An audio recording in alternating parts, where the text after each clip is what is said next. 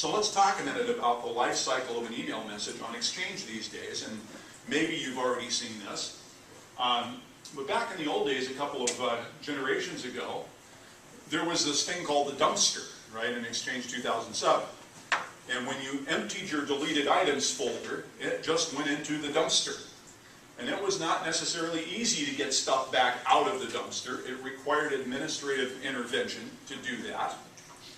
Well, over the last couple of releases, what used to be the dumpster has now evolved into this thing called a recoverable items folder within the user's mailbox.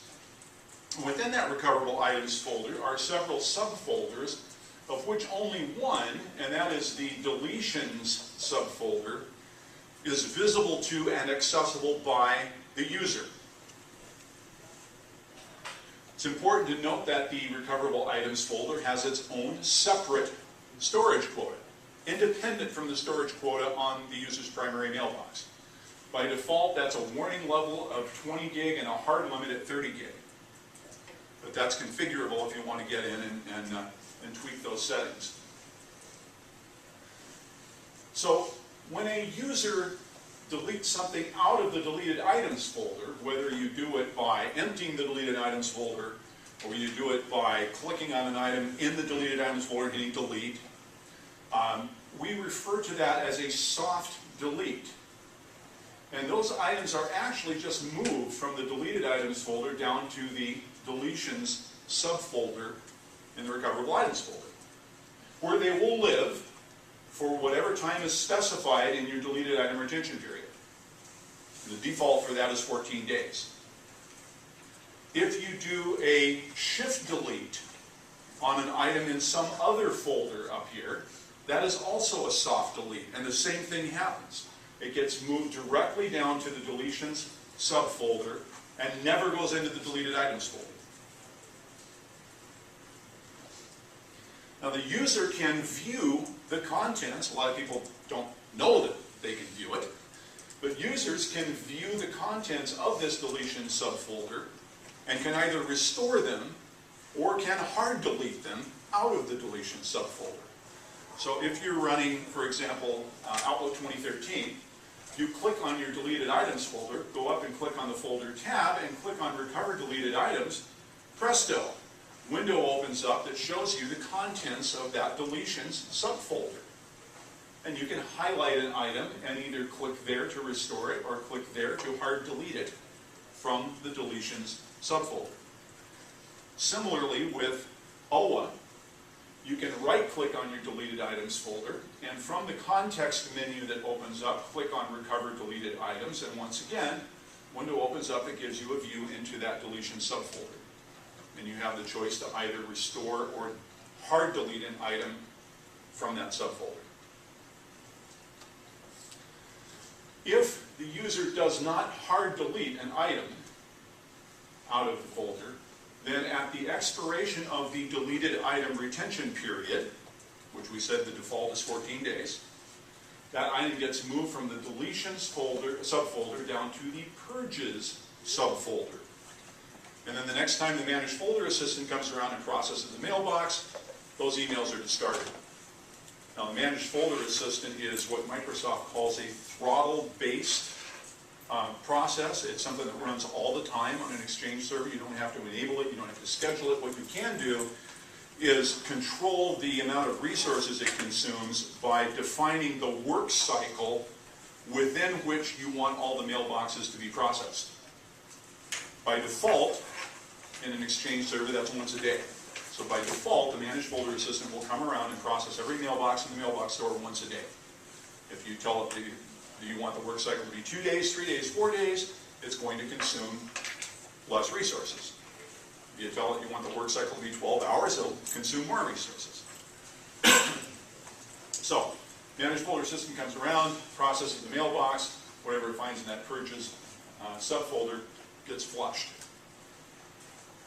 If the user does hard delete an item, then what happens depends on the setting of this other thing called single item recovery. And this is pretty interesting. Single item recovery is not enabled by default on an on-premise Exchange deployment. If you want to enable single item recovery in an on-site Exchange environment, you must do it manually, and you must do it from the Exchange management shell. It is enabled by default on Office 365, and will be enabled both for new mailboxes that you create, as well as for mailboxes that you may migrate from an on-premise deployment up to Office 365. So, Office 365, yeah, it's enabled by default. On-prem, if you want it, you have to enable it manually. If single item recovery is not enabled, then users can hard delete items from the deletion subfolder by doing what I showed you before, opening it up through Outlook or Outlook Web Access, clicking on an item and hitting delete. It's gone now. It is beyond the user's reach, and it is beyond your reach, unless you want to get into heavy-duty data forensics that operate directly on hard drives, and I don't think you want to go there. If, however, single item recovery is enabled, then any attempt by the user to hard delete an item from this deletion subfolder simply results in it being moved down to the purges subfolder. So the user thinks it's gone, but it really is not gone until the deleted items retention period has expired. It will stay there in the purges subfolder until the expiration of that deleted items retention period. Moreover, if single item recovery is enabled, then any attempt by the user to modify an existing message in any folder other than the drafts folder, because of course that's the whole reason the drafts folder exists, is for stuff you're still working on. But any attempt by the user to modify a message in any folder other than the drafts folder will result in a copy of that message being placed in this versions subfolder. So we will capture and track changes that the user makes. Yes, sir? Will the copy be pre-modification or post-modification? It's copy on write, so it'll be copied before the changes are committed. So the intent is to preserve the state of that message before it was edited.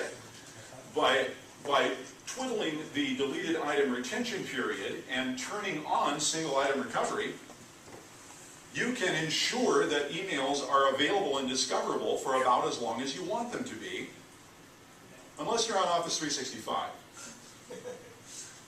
Because for reasons I don't totally understand, everything that I found in my research tells me that on Office 365, you cannot configure a deleted item retention period longer than 30 days.